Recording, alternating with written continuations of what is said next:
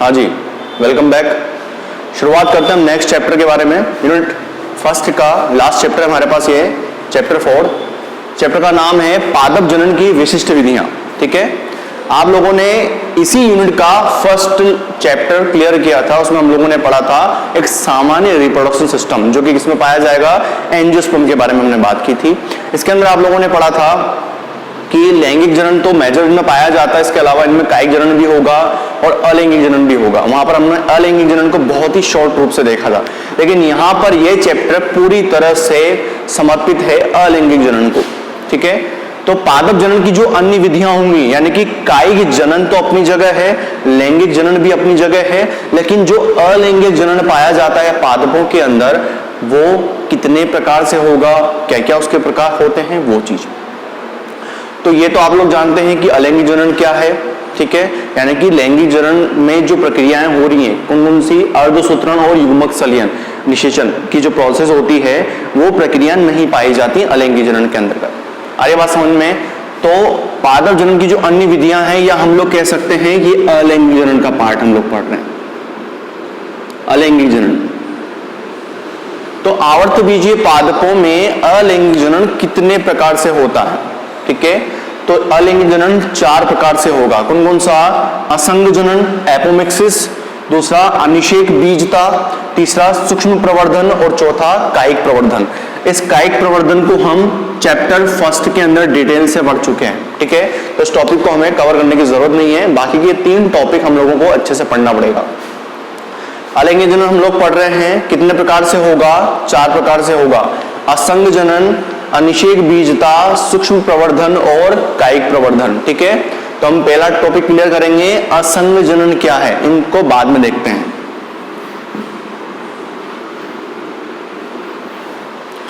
अब देखिए, डेफिनेशन और लैंग्वेज तो वही अधिकतर चलने वाली है जो अलैंगिक जनन की परिभाषा है। ठीक है, क्यों, क्योंकि इन विधियों के अंदर क्या होता है, एक तो अर्धसूत्रण नहीं होगा, ठीक है, दूसरा युग्मकों का सलियन नहीं होता है, जिसे हम निषेचन भी कहते हैं, ये प्रोसेस नहीं होती हैं अलैंगिक जनन के अंदर। तो इन सभी विधियों के अंदर भी यही कंडीशन अप्लाई होती है, यानी कि इनके अंदर भी क्या हो रहा है कि अर्धसूत्रण नहीं हो रहा है, युग्मकों का सलियन नहीं होता है।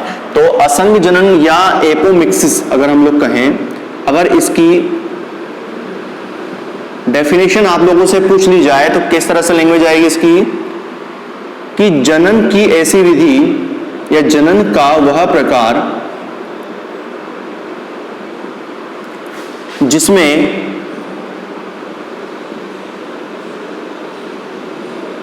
अर्धसूत्रण व युग्मक सलियन या निषेचन एक ही बात है, युग्मक सलियन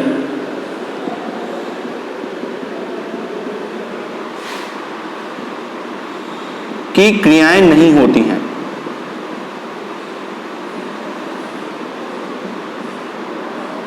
क्या कहलाती है, असंग जनन या एपोमिक्सिस कहलाएगा। बात समझ में आ गई। यानी कि लैंगिक जनन के लिए क्या जरूरी है, 2 अलग अलग जीव होंगे विपरीत लिंग वाले, दोनों के जो युग्मक होंगे वो युग्मक कैसे बने, अर्धसूत्री विभाजन द्वारा।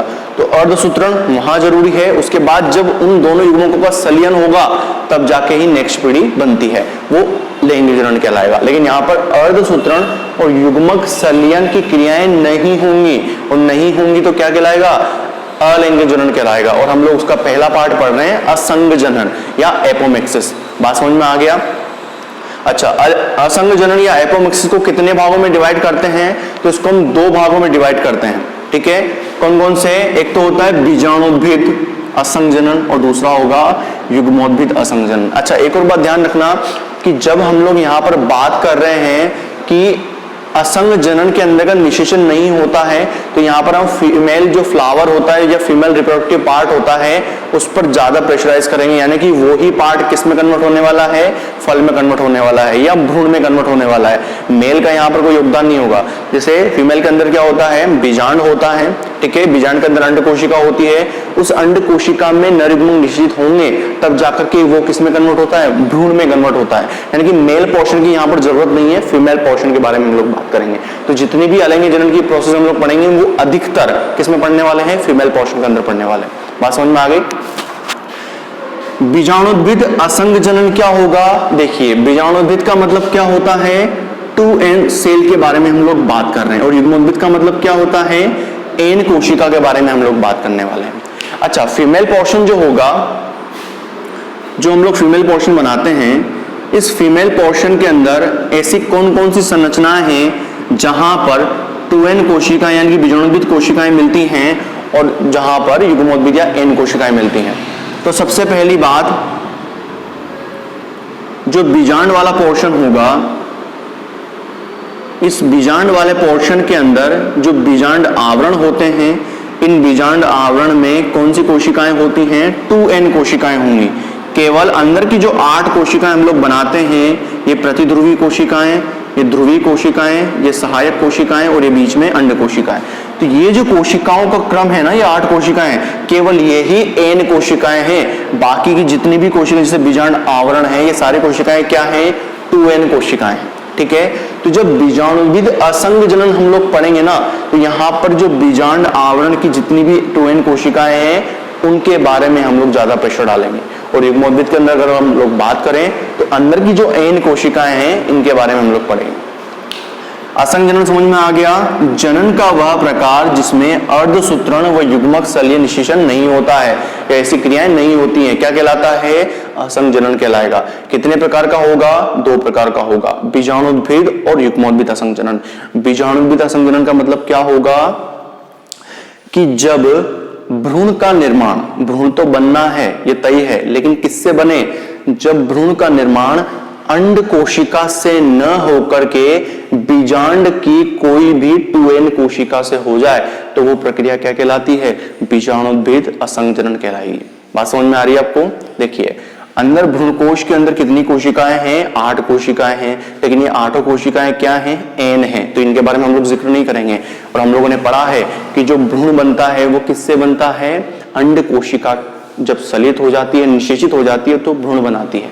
लेकिन यहाँ पर हम लोग क्या पढ़ रहे हैं? बीजाणुद्भिद असंग जनन क्या होगा? अब यहाँ पर तो निषेचन होना ही नहीं है, तो सारी प्रक्रियाएं जो होंगी नेक्स्ट वाली, वो सब इन्हीं से हो जाएंगी। तो बीजाणुद्भिद असंग जनन क्या होगा? कि जनन का वह प्रकार जिसमें भ्रूण का निर्माण अंड कोशिका या युग्मोद्भिद कोशिकाओं से न होकर के बीजांड की कोई भी 2n कोशिका से हो, वो प्रोसेस क्या कहलाएगी? बीजाणुद्भिद असंग जनन कहलाएगा, जिसे हम अप्रस्थानिक भ्रूणता भी बोलते हैं। यानी कि ये जो पूरा बीजांडकाई है ना, इनमें सारी कोशिकाएं क्या हैं? 2n अवस्था वाली तो हैं। ठीक है, युग्मोद्भिद कोशिकाएं तो बीच में है, लेकिन सारी कोशिकाएं क्या है? बाहर वाली 2n कोशिकाएं हैं। तो इन कोशिकाओं में से कोई भी एक कोशिका भ्रूण में कन्वर्ट हो जाएगी। ठीक है, और बीजांड बीज में कन्वर्ट हो जाएगा, अंडाशय फल में कन्वर्ट हो जाएगा। लेकिन भ्रूण का बनना किससे बन रहा है? बीजांड की कोई भी 2n कोशिका से, और 2n कोशिका से बन रहा है, तो वो प्रोसेस क्या कहलाएगी? बीजाणुद्भिद असंग जनन। क्योंकि ना तो यहाँ निषेचन हुआ, ना कोई प्रोसेस हुई, न यहाँ पे अर्धसूत्रण हुआ, कोई नहीं हुआ। यहाँ पर क्या हो रहा है? सिर्फ जो बीजाणुद्भिद जो बीजांड की कोशिकाएं 2n कोशिका, उनमें से कोई एक कोशिका कन्वर्ट हो जाएगी किसमें? भ्रूण के अंदर। बात समझ में आ गई? तो ये चीज क्या कहलाएगी? बीजाणुद्भिद असंग जनन कहलाता है। ठीक है, दूसरा आएगा युग्मोद्भिद असंग जनन। तो युग्मोद्भिद की बात करें तो n कोशिकाओं की हम बात करेंगे, और n कोशिकाएं हमें कहां मिलने वाली है? फीमेल रिप्रोडक्टिव पार्ट में जो भ्रूण कोश है उसके अंदर 8 कोशिकाएं पाई जा रही हैं, जो कि n होती हैं। बात समझ में आ गई? अब युग्मोद्भिद असंग जनन कितने प्रकार का है? 2 प्रकार का है। पहला आ जाएगा, पहले को हम लोग जैसे युग्मोद्भिद में क्या हो रहा है? अंदर की 8 कोशिकाओं से ही भ्रूण बनेगा। अब वो कैसे बनेगा? पहली स्टेज ये हो सकती है कि जो ये अंड कोशिका है, ये अंड कोशिका बिना निषेचन किए डायरेक्ट किस में कन्वर्ट हो जाए? भ्रूण में कन्वर्ट हो जाए। बात समझ में आ रही है? बीजाणुद्भिद हम लोगों ने देख लिया। युग्मोद्भिद में क्या होगा? युग्मोद्भिद में 8 कोशिकाएं हैं। 8 कोशिकाएं अलग अलग हैं। कैसे?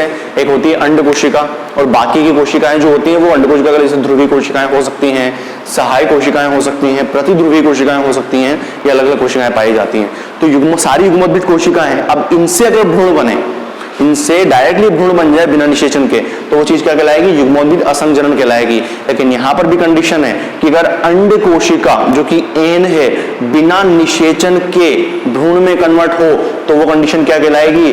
अनिषेक जनन कहलाएगा। उस कंडीशन को हम लोग कहेंगे अनिषेक जनन, यानी कि अंड कोशिका से भ्रूण कन्वर्ट हो रहा है तो वो चीज कहलाती है अनिषेक जनन। बात समझ में आ गई। दूसरी बात, अगर अंड कोशिका के अलावा ध्रुवीय कोशिकाएं हो सकती हैं, सहायक कोशिकाएं हो सकती हैं या प्रतिध्रुवी कोशिकाएं हो सकती हैं। बात समझ में आ रही है आपको। अंड कोशिका के अलावा कोई भी अन्य कोशिकाएं जैसे ध्रुवीय कोशिकाएं, सहायक कोशिकाएं, प्रतिध्रुवीय कोशिकाएं, सब एन है ना, तो इनसे अगर भ्रूण बन रहा है, इनमें से कोई भी कोशिका भ्रूण में कन्वर्ट हो रही है तो वो चीज क्या कहलाती है, अपयुग्मन कहलाएगा। यानी कि अन्य कोशिकाओं से क्या बना, भ्रूण बना, और ये प्रोसेस क्या कहलाती है, अपयुग्मन कहलाएगा। बात समझ में आ रही है। वापस से इसको क्लियर करते हैं। जनरली हम लोग प्रोसेस क्या पढ़ते हैं कि निषेचन होगा, निषेचन के बाद ही जो अंड कोशिका होगी वो पहले नरयुग्मक से निषेचित होगी और क्या बनाएंगी, भ्रूण बनाती है। तो ये तो हो गया लैंगिक जनन का पार्ट। लेकिन अगर हम लोग ये बात करें कि पादपों में भ्रूण भी है, बीज भी है और फल भी है, लेकिन वो जो भ्रूण बना है ना वो बिना निषेचन के बना है, तो ऐसी प्रोसेस क्या कहलाएगी, तो ऐसी प्रोसेस कहलाती है असंग जनन, जो कि अलैंगिक जनन का पार्ट है। बात समझ में आ रही है। असंग जनन में क्या होगा कि जनन का वह प्रकार जिसमें अर्धसूत्रण नहीं होता है और युग्मक संलयन या निषेचन नहीं होता है क्या कहलाएगा, असंग जनन कहलाएगा या एपोमिक्सिस कहलाएगा। बात समझ में आ रही है। असंग जनन कितने प्रकार का होता है, 2 प्रकार का होगा। कौन कौन सा, बीजाणुद्भिद और युग्मोद्भिद। बीजाणुद्भिद यानी कि 2n कोशिका से बनने वाला और युग्मोद्भिद यानी कि n कोशिका से बनने वाला।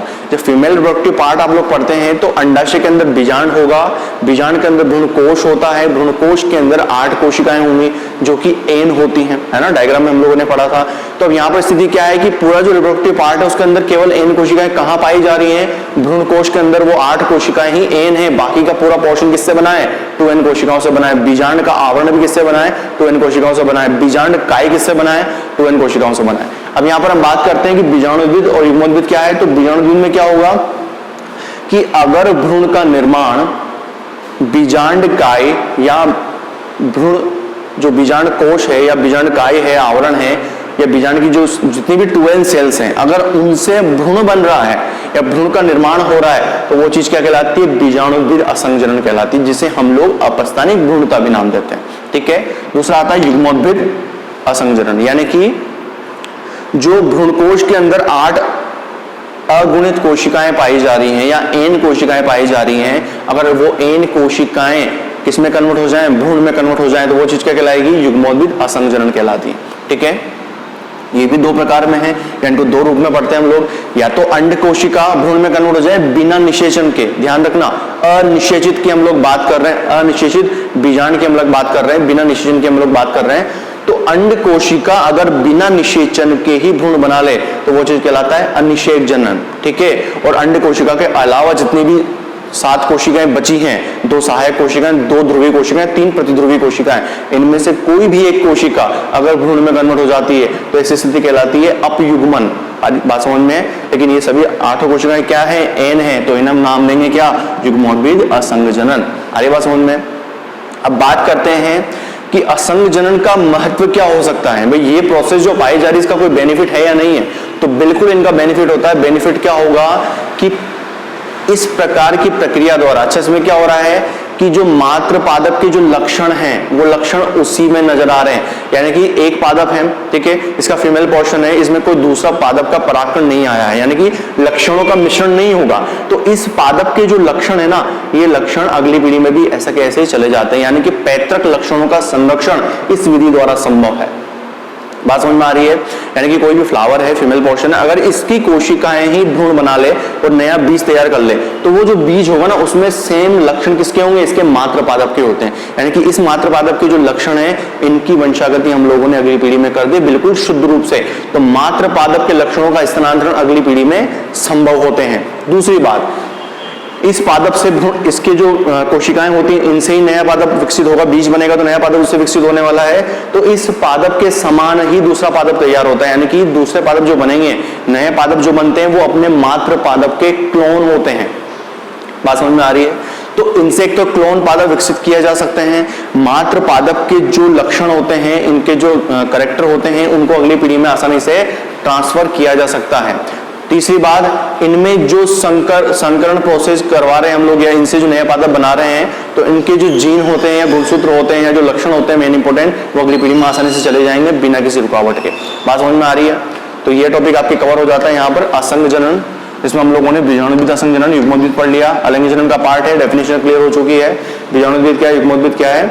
बीजाणुद्भिद असंग जनन को हम अपस्थानिक भ्रूणता कहते हैं। युग्मोद्भिद को अगर अंड कोशिका से बन रहा है तो अनिषेक जनन, अन्य कोशिकाओं से बन रहा है तो अयुग्मन। ठीक है, मिलते हैं अगली वीडियो में।